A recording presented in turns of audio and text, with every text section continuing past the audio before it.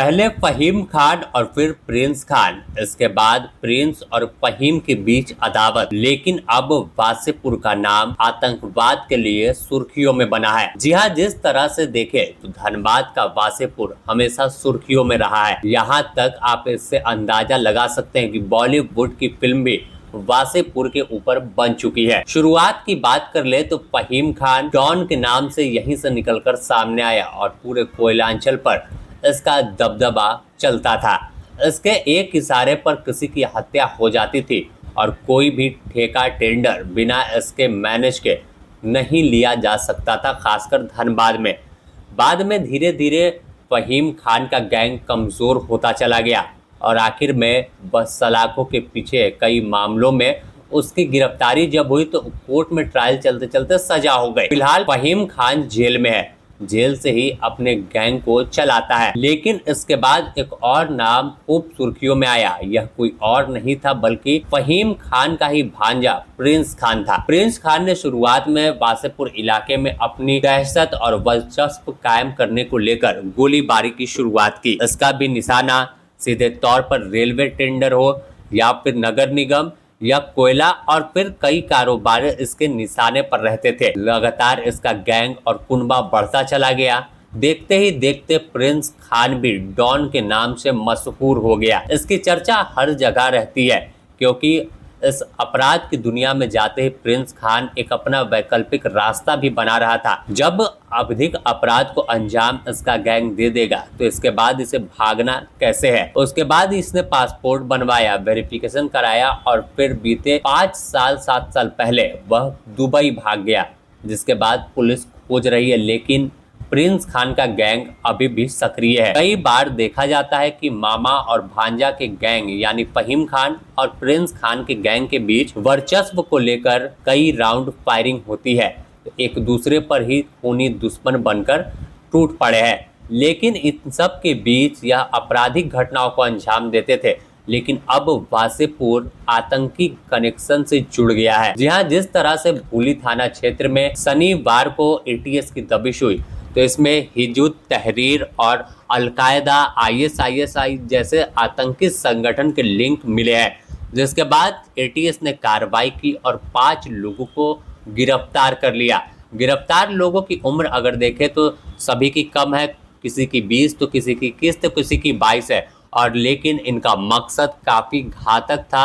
यह चाहते थे कि कैसे देश में खिलाफत आएगा और कैसे शरिया कानून पूरे दुनिया में लागू कराए, शरीयत को लागू कराए कि तमाम लोग इस्लाम धर्म के बताए हुए कानून पर आगे बढ़े।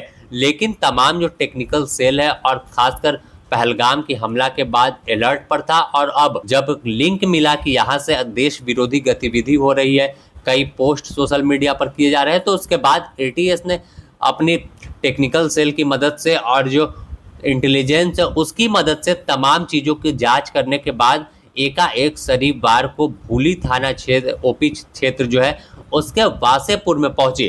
तो जब दबिश हुई तो तमाम लोग चौंक गए। कई लोग इसे अलग अलग घटनाओं से जोड़ रहे थे, कोई प्रिंस खान तो कोई फहीम खान, कि उसका लिंक हो सकता है, इससे आगे वासेपुर कहाँ जाएगा।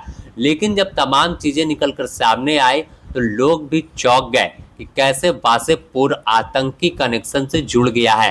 पहला नाम अगर देखें तो गुलफाम हसन 21 साल का है, लेकिन इसका शातिर दिमाग देश को दहलाने वाला था। दूसरा अयान जावेद, इसकी भी उम्र 21 साल है। और तीसरे में देखें तो मोहम्मद शहजाद आलम, इसकी उम्र महज 20 वर्ष है। और 4 नंबर में शबनम परवीन। यह पहली बार है जब भारत से महिला आतंकी संदिग्ध जो है वो पकड़ाई है। यह तमाम लोग हिजबुत तहरीर जैसी आतंकी संगठन से जो थे प्रेरित थे और उसकी ही तमाम चीज़ों को आगे बढ़ा रहे थे।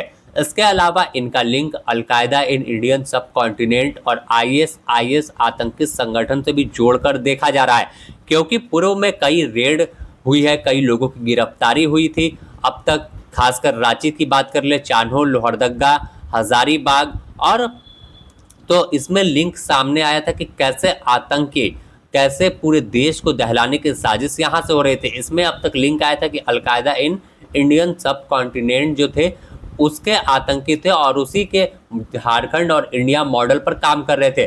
लेकिन यह देश का पहला मामला दर्ज हुआ है। हिजबुत तहरीर जो है आतंकी संगठन, जिसे 2024 में ही भारत सरकार ने बैन किया था कि यह आतंकवाद फैलाना चाहता है। इसका मकसद है कि पूरी तरह से इस्लामिक कानून देश और दुनिया में चले। और इसके फाउंडर कहाँ से यह संगठन बना, तो यरूशलेम जो है वहाँ से यह आतंकी संगठन बनाया गया था और उसके बाद धीरे धीरे इसका विस्तार किया जा रहा था। तो अब इस आतंकी संगठन से जुड़े क्या सिर्फ 4 लोगों की यहाँ गिरफ्तारी हुई, एक कोडरमा से, तो उनसे भी इसका लिंक जोड़ा जा रहा है और भी कई लोग हैं। लेकिन तमाम चीज़ों को देखें तो फिलहाल अब ATS अलर्ट है और तमाम इंटेलिजेंस अलर्ट है और जांच कर रही है कि आखिर क्या इनके अलावा और कौन कौन से लोग हैं जो इस आतंकी संगठन से जुड़े हुए थे, क्योंकि इनके पास से कई दस्तावेज बरामद हुए, कई किताबें बरामद हुई है, हथियार मिले हैं, मोबाइल फ़ोन मिले हैं, लैपटॉप मिले हैं, जिसके जरिए ये लोगों को इन्फ्लुएंस करते थे कि आप हिजबुत तहरीर